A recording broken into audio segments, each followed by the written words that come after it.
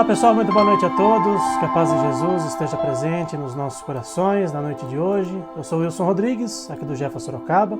Estamos aqui para mais uma palestra online. Muito obrigado a vocês que estão nos acompanhando pelos nossos canais oficiais de transmissão. Está aí na tela para vocês, ó, nosso canal no YouTube, youtube.com/Jefa Sorocaba, e também facebook.com/JefaSor. Vocês estão vendo aí na tela os nossos outros contatos também, né? O nosso site, jefasorocaba.com. Tem ainda o Instagram e o Twitter, @JefaSorocaba, os nossos canais aí oficiais de transmissão para vocês também. O nosso WhatsApp e o nosso Telegram, 15, o DDD da região de Sorocaba, 981201843. Tem ainda o nosso e-mail, jefa.sorocaba@gmail.com. Pessoal que quiser entrar em contato com a gente, tem todas essas formas aí que estão aí na tela. Inclusive, vocês estão vendo aí a fachada do nosso centro, né? Aqui na Vila Santana, em Sorocaba. Pessoal que já esteve, né, no nosso trabalho presencial, já conhece o nosso centro. Se você ainda não conheceu, se você ainda não teve oportunidade, né, de vir conhecer o nosso trabalho presencial, sempre no primeiro e no terceiro domingo de cada mês nós realizamos essa atividade presencialmente aqui no nosso centro. Vamos fazer então a nossa prece de abertura para começarmos a nossa palestra online da noite de hoje, agradecendo primeiramente a Deus nosso Pai, ao nosso Mestre Jesus, aos amigos espirituais do nosso trabalho, que eles estejam sempre presentes em nossas vidas, em nossos corações, nos ajudando e nos auxiliando da melhor maneira possível. Que o nosso querido Mestre Jesus se faça presente nos lares e nos corações de todos nesta noite, abençoando a cada um que estiver assistindo ou que for assistir depois num outro momento. Que assim seja, Senhor, graças a Deus e graças a Jesus. Bom, hoje, nossa palestra é gravada hoje com a nossa companheira Margarida Rigato, né, sempre presente aqui nas nossas palestras do Jefa Sorocaba. Margarida, muitíssimo obrigado pelo seu carinho, né, por mais uma vez enviar para a gente essa palestra com muito conhecimento espírita, né, tenho certeza que o pessoal vai gostar bastante. Olá, amigos, é um prazer estar aqui novamente com vocês e nós trazemos hoje, então, esse título, Ajuda-te e o céu te ajudará, baseado no Evangelho segundo o Espiritismo, e que foi o subtítulo escolhido por Kardec no capítulo 25, Buscai e Achareis, onde ele nos traz uma passagem do Novo Testamento, que também traz como título 3 advertências, e que está no Evangelho tanto de Mateus como no Evangelho de Lucas. No Evangelho de Mateus, nós vamos encontrá-lo no capítulo 7, versículo 11. E baseando-nos no Novo Testamento, eu gosto muito de usar o Novo Testamento de tradução de Haroldo Dutra Dias, em que o evangelista Mateus vai, então, registrar o ensinamento de Jesus que diz: Pedi e vos será dado, buscai e encontrareis, batei e será aberto para vós. Porque todo aquele que pede, recebe, aquele que busca, encontra, e ao que bate será aberto. Quando nós lemos Pedi e vos será dado, a primeira imagem que vem para nós é que nós podemos estar de braços abertos, nos dirigindo a Deus, ao alto, e pedindo auxílio, e que esse auxílio virá. Com certeza virá, meus amigos, mas não virá da forma com que nós esperamos. E por essa razão, eu coloquei aqui em letras maiúsculas os 3 verbos que Jesus utilizou para que nos orientasse no sentido de, no momento das aflições, nós usássemos deste recurso: pedir, buscar e bater. Vejam, meus amigos, na verdade são 3 verbos imperativos em que Jesus buscava movimentar as forças da nossa alma, movimentar a nossa vontade, em que nós nos colocássemos sempre na posição de movimento, em busca de alguma coisa, em busca de um auxílio, em busca de uma solução. E é por essa razão que Jesus também nos diz: todo aquele que pede, recebe, aquele que busca, encontra, e ao que bate será aberto. E Jesus, então, continua ensinando, agora fazendo os seguintes questionamentos. Isso nós vamos encontrar no Evangelho de Mateus, como nós já citamos. E ele começa assim: qual dentre vós é o homem que, pedindo-lhe pão, o seu filho, lhe dará uma pedra?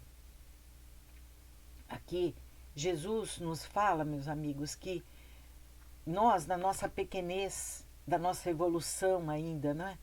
Nós ainda, se compararmos com a bondade, a misericórdia, a justiça divina, estamos muito longe da perfeição.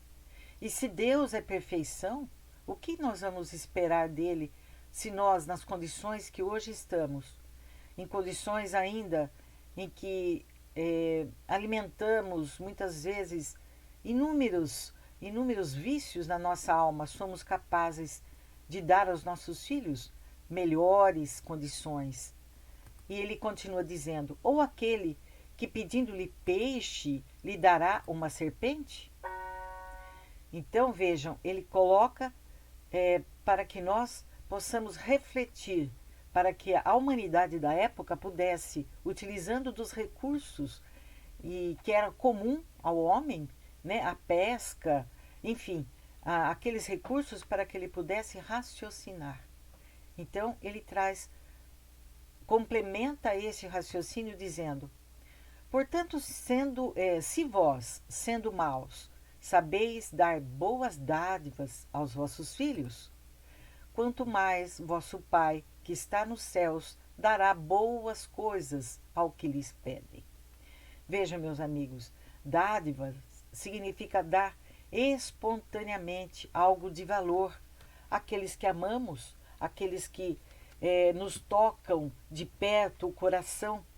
Então, ele está dizendo exatamente isso. Se nós conseguimos fazer isso, se parte de nós atitudes tão nobres em relação aos nossos entes queridos, quanto mais Deus, que é o nosso Pai misericordioso, justo, bondoso, tudo em alto grau de superlatividade, o que nós podemos esperar de Deus?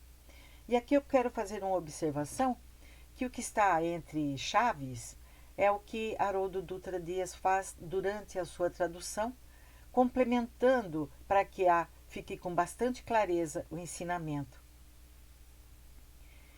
Logo depois da passagem que Kardec traz, ele traz então, começa a tecer os seus comentários, dizendo que, segundo o modo de ver aqui da Terra, a máxima busca e achareis é semelhante a esta outra. Veja, busca e achareis é semelhante a ajuda-te que o céu te ajudará.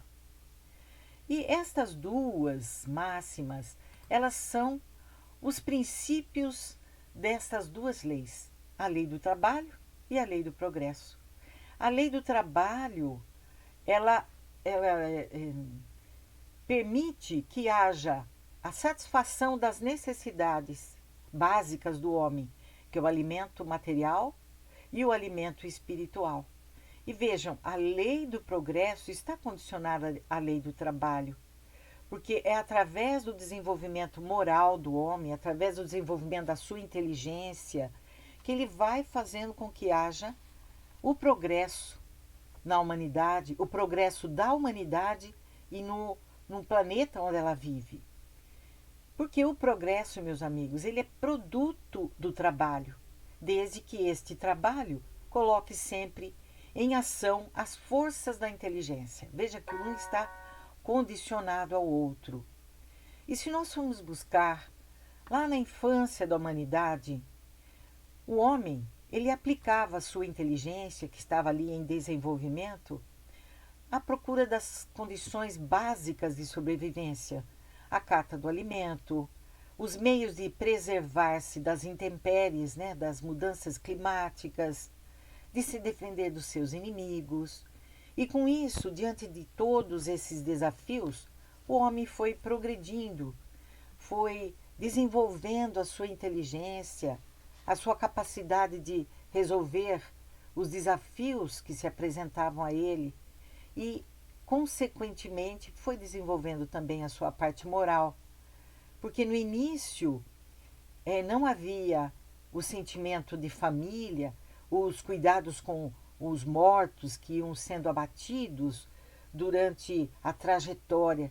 No entanto, o primeiro sinal de civilização, que foi considerado, ou melhor, de humanização dos homens pré-históricos, foi quando começou a ser encontrados os restos mortais que tinham sido enterrados por eles. Vejam como o desenvolvimento moral começa a ser também despertado. E Kardec nos explica neste capítulo que Deus deu ao homem muito mais do que ele concedeu ao animal, o animal dito irracional. Ele deu ao homem um incessante desejo de se melhorar. E é esse desejo que impele a pesquisa, que o impele, então, a buscar os meios de melhorar a sua posição. E é por essa razão que nós vamos encontrando o homem na busca do conhecimento, tanto para o macrocosmo, quando ele tem o seu olhar voltado para as estrelas, o universo, o sistema solar onde ele está inserido, e também ao microcosmo, quando ele busca o conhecimento dos micro-organismos, para que ele possa saber interagir com a natureza, defender-se ainda dessas condições. E é graças à ciência, o desenvolvimento da ciência, da tecnologia, que nós vamos alcançando o progresso da humanidade. Observe, meus amigos, que o próprio Kardec, neste capítulo, nos diz assim: este desejo de melhoria é que o leva às descobertas, às invenções, ao aperfeiçoamento da ciência, porquanto é a ciência que lhes proporciona o que lhe falta. E nós estamos vivendo um momento em que estamos totalmente necessitados desta ciência, aqui já falada por Kardec, porque estamos dependentes do conhecimento destes homens valorosos da ciência, em todos os campos do conhecimento, para trazer o que nós buscamos atualmente, que é a cura desta doença provocada pelo vírus que hoje que está entre nós, provocando tantas mortes, provocando tantas doenças graves como consequências, deixando sequelas. Então vejam, meus amigos, que os desafios que o homem enfrenta é que faz com que ele vá, então, desenvolvendo a sua inteligência. As necessidades do corpo sucedem às do espírito, nos diz Kardec. Depois do alimento material, precisa o homem do alimento espiritual. Então, pelas pesquisas, a inteligência vai se engrandecendo e a moral vai se lhe depurando, tornando-se cada vez mais, vamos dizer assim, elevada.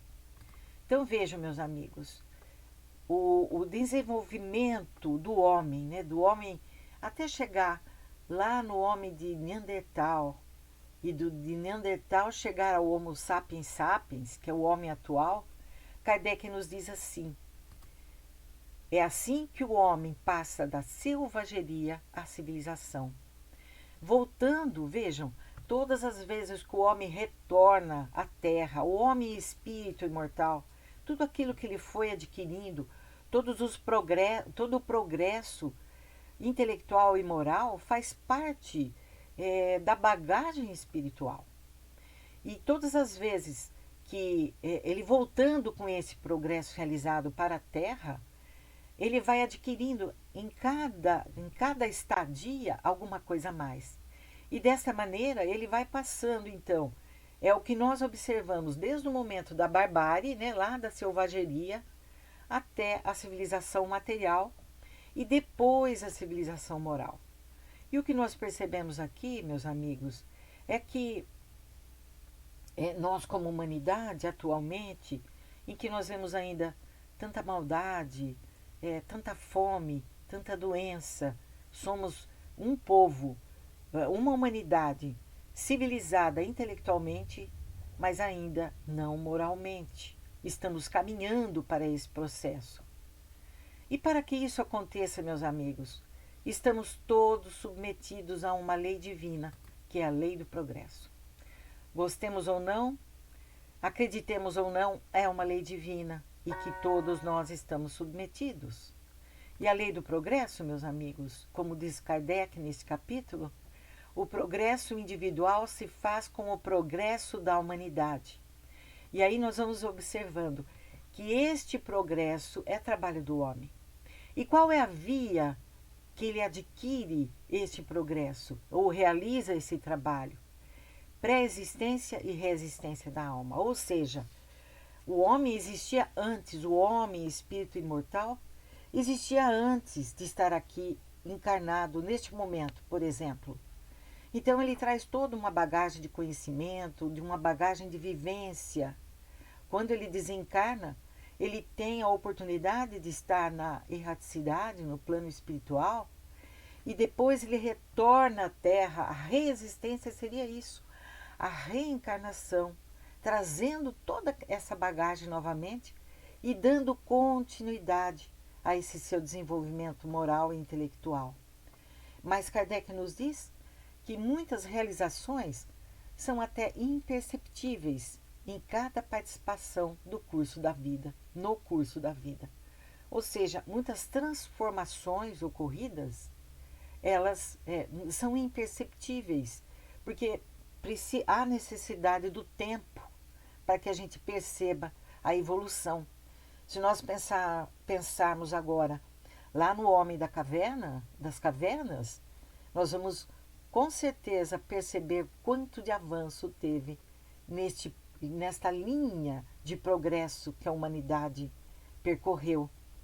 Hoje nós vemos os longevos, aqueles que estão vivendo cada vez mais, pessoas com 100, 110 anos. Essas pessoas com certeza estão tendo esta oportunidade de perceber a mudança, as realizações ocorridas através da inteligência do homem, a partir do desenvolvimento da tecnologia que está aí. E também perceber que moralmente o homem ainda está bastante longe daquilo que seria um espírito moralizado segundo Jesus. E percebemos assim, meus amigos, a importância do trabalho. Esse trabalho não no sentido convencional que nós conhecemos, mas o trabalho de mudança de conduta do homem, aquele trabalho de aprimoramento, desenvolvimento da inteligência e o desenvolvimento da sua moralidade. E Kardec nos chama a atenção que essa estrada, portanto, percorrida pelo homem, é aquela lá da barbárie, da civilização material e da civilização moral. Estamos a caminho da civilização moral.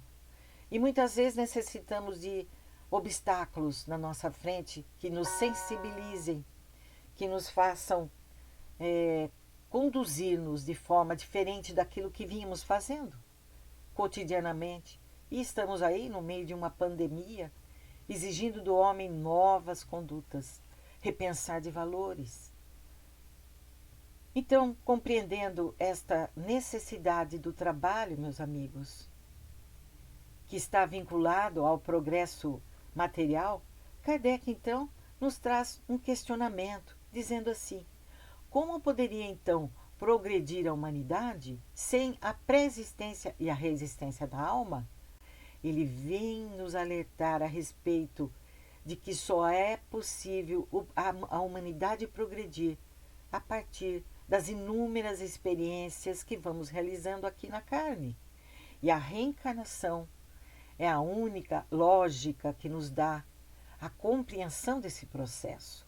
Então não temos como negar que a reencarnação, ela é a única resposta, é a chave para que haja entendimento, muitas vezes até mesmo, das máximas contidas no Evangelho, que sem a reencarnação, sem esse conhecimento, sem essa verdade profunda, e que não é invenção do Espiritismo, que ela é sempre existiu antes do Espiritismo ser instituído, vamos dizer assim.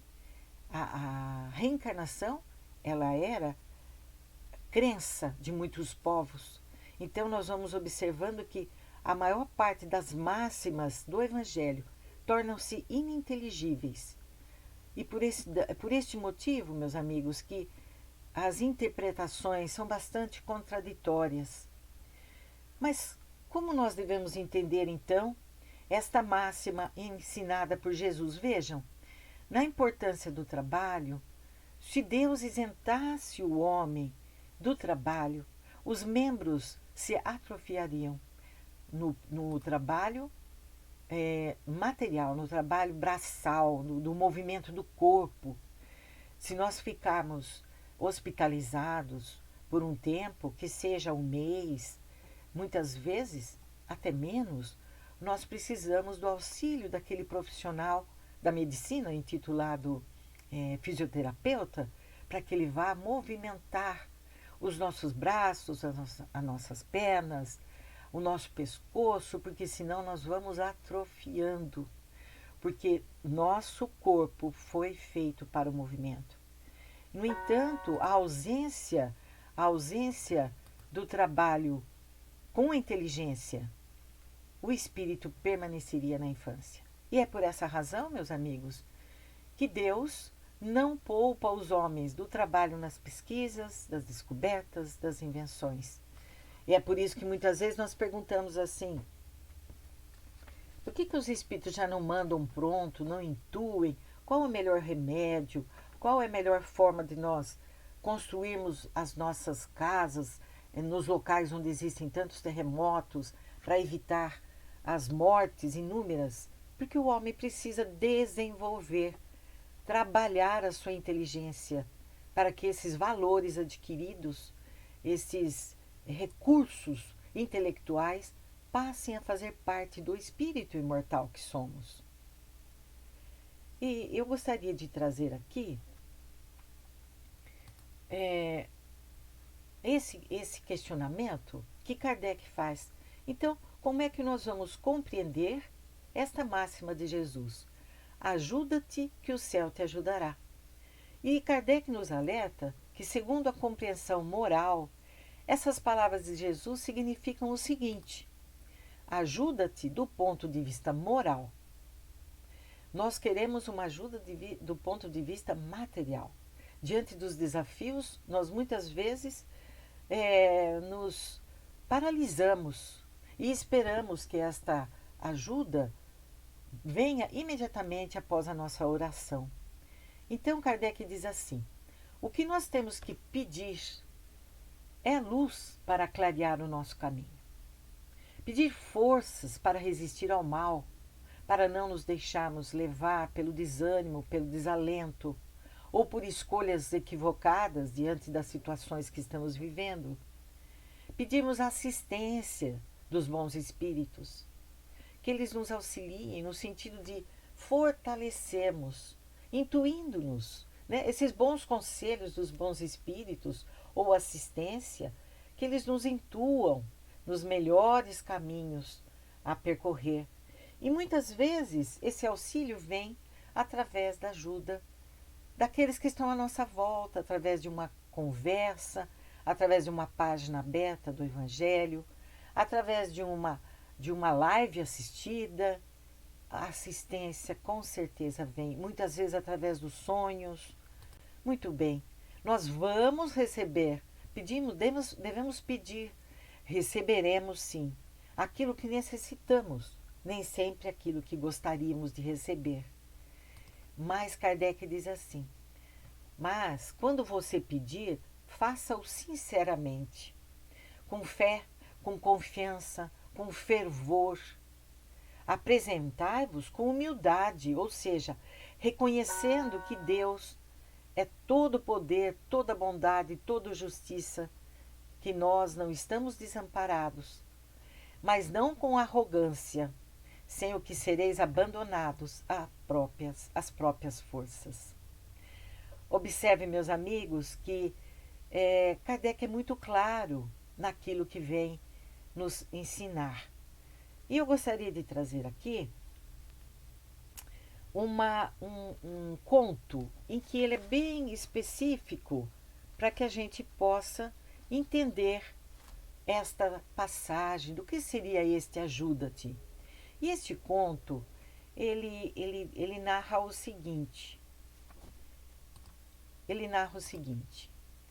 que um sábio caminhava com seus discípulos por uma estrada bastante tortuosa e eles encontraram um homem piedoso, quer dizer, amável, que estava ajoelhado e ele rogava a Deus que o auxiliasse a tirar o seu carro que estava no atoleiro. O discípulo e todos os seus, os discípulos e o sábio olharam, se sentiram sensibilizados, mas continuaram a sua caminhada. Alguns quilômetros à frente, havia um outro homem. Este outro homem tinha igualmente o carro atolado num lodaçal. Mas ao contrário daquele que estava ajoelhado, este não. Este esbravejava, reclamava, mas tentava com todo o empenho tentar tirar o seu carro daquela situação. Colocava calços embaixo da roda, pegava grama e colocava na terra para aumentar o atrito com o carro, da roda do carro com o solo. Dessa maneira, o sábio ficou muito comovido e propôs aos seus discípulos que ajudassem aquele homem. Reuniram todas as forças e conseguiram retirar o transporte do atoleiro. Após os agradecimentos, o viajante se foi feliz. Os aprendizes, no entanto, ficaram muito surpresos com aquela atitude do mestre e começaram então a perguntar: Senhor, o primeiro homem orava, era piedoso e não o ajudamos, enquanto que o outro era rebelde e até praguejava, recebeu o nosso apoio. Por quê? E o mestre, então, muito tranquilo, respondeu para eles: aquele que orava aguardava que Deus viesse fazer a tarefa que a ele competia. E o outro, embora desesperado, por ignorância, empenhava-se, merecendo auxílio. E o sábio então continua explicando: muitos de nós costumamos agir como o primeiro viajante. Diante das dificuldades que encontramos, que parecem insolúveis, acomodamo-nos e gostaríamos que Deus fizesse a sua parte. Aquela parte que compete a cada um de nós fazermos para resolvermos o problema. Não podemos e devemos, ou melhor, nós podemos e devemos exercer todo o esforço necessário para melhorar a situação em que nos encontramos. Isso é fazer a nossa parte. Muitas pessoas, continua o sábio, desejam ver os obstáculos retirados do caminho por mãos invisíveis, esquecidas de que esses obstáculos, em sua maioria, foram ali colocados por eles mesmos, cabendo-nos, portanto, a responsabilidade de retirá-los. Eu achei muito interessante essa história, mas vamos trazer, meus amigos, para o momento atual que nós estamos vivendo.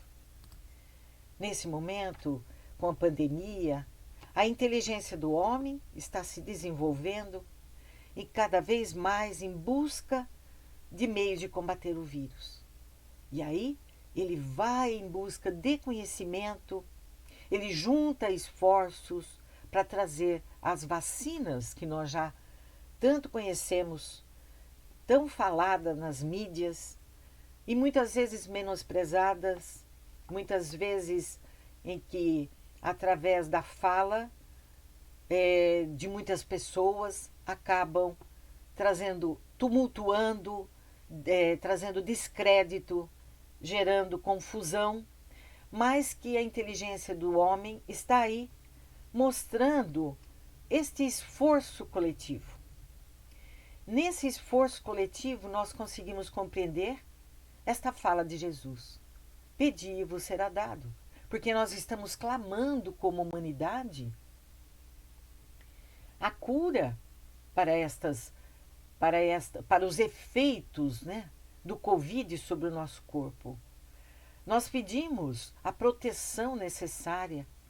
E aí, através deste clamor da humanidade, nós buscamos, através da ciência, encontrarmos um meio de combate. E as vacinas estão aí. Buscai e encontrareis. Vejam como o homem busca através do conhecimento, busca através da ciência a resposta que ele procura. Mas nesse momento, meus amigos, ele exige, além do esforço coletivo, exige também o esforço individual. Muitos de nós estamos orando, pedindo a proteção divina, para que não adoeçamos, para que esse período passe rapidamente. E muitos de nós clamamos para voltarmos à vida que tínhamos anteriormente. É muito louvável, é muito compreensível, mas nós já entendemos, através da lição do Evangelho, nós podemos pedir, mas só pedir não basta. E o que nos compete fazer como indivíduos, dentro da sociedade que estamos hoje? Não resta dúvida, meus amigos, acatar o que a ciência nos recomenda. A ciência hoje nos recomenda a utilização de máscara, para que evitemos nos contaminar. Vejam, é uma caridade voltada para mim mesma, em que eu protejo através das minhas ações o meu corpo físico, onde eu, como espírito, tenho necessidade para me comunicar, para me desenvolver, tanto intelectual como moralmente, eu preciso deste corpo físico. E por outro lado, eu exerço a caridade material também em relação, e moral em relação àqueles que estão à minha volta. Porque eu impeço que, mesmo estando contaminado, contaminado, e sem sintomas, eu possa ser um agente transmissor. Então, o que é que me compete fazer? A limpeza, a higienização das mãos através do uso constante do sabão. Na impossibilidade da higienização das mãos, eu posso usar o gel, o álcool gel, tão falado. Também o distanciamento social, que nós muitas vezes menosprezamos, estamos vendo aí tantas aglomerações, cuja irresponsabilidade trará consequências individuais e coletivas. E o uso da vacina. Quando nos vacinamos, estamos mostrando o respeito à ciência, o respeito a Deus, por permitir que este conhecimento chegue até nós. E dessa maneira, meus amigos, nós conseguimos compreender, pois todo aquele que pede, recebe, e aquele que busca, encontra. Já como consequência desse trabalho de homem como coletividade e de homem como individualidade. E não podemos nos esquecer, meus amigos, que a Terra, este planeta que nos acolhe hoje, ele é resultado de todo um planejamento na espiritualidade por espíritos crísticos, que apresentam a mesma condição moral e intelectual de Jesus. E que ele não está, e que a Terra não está desamparada. E que através deste olhar, deste planejamento, nós conseguimos entender também aquela parte que nos cabe fazer. Por essa razão, nós conseguimos entender também esta frase, esta máxima de Jesus: ajuda-te, que os céus te ajudará. Vamos então, meus amigos, continuar nesse esforço individual e coletivo, porque tudo passa, nenhum mal é eterno. E a partir do momento que isto passar, nós possamos ter vibrantes em nós mais essa conquista moral que adquirimos. A partir do momento que somos instrumentos no combate à doença em nós mesmos e naqueles que estão à nossa volta. Um grande abraço a todos e até uma próxima oportunidade.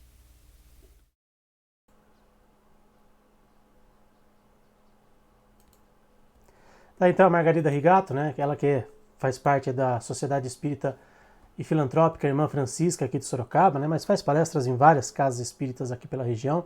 Muitíssimo obrigado, Margarida, mais uma vez pelo seu carinho, por você enviar essa palestra para a gente. E vamos fazer a nossa prece de encerramento então. Agradecendo mais uma vez a Deus nosso Pai, a nosso Mestre Jesus, aos nossos amigos espirituais que estiveram presentes em mais esta palestra, nos ajudando, nos auxiliando, iluminando os nossos lares, iluminando as nossas vidas. Que Jesus esteja sempre presente no coração de cada um daqueles que estão assistindo agora a palestra, que assistiram a palestra na noite de hoje, aqueles que forem assistir num outro momento. Que seus lares sejam inundados com essas bênçãos divinas e que cada um receba aquilo que estiver mais precisando para o momento, seja de ordem física, seja de ordem espiritual. Que assim seja, Senhor, graças a Deus e graças a Jesus. Agradeço mais uma vez a todos que nos acompanharam na noite de hoje. Tenham todos uma ótima semana. Que Jesus esteja presente nos lares e nos corações de todos vocês. Tchau, pessoal.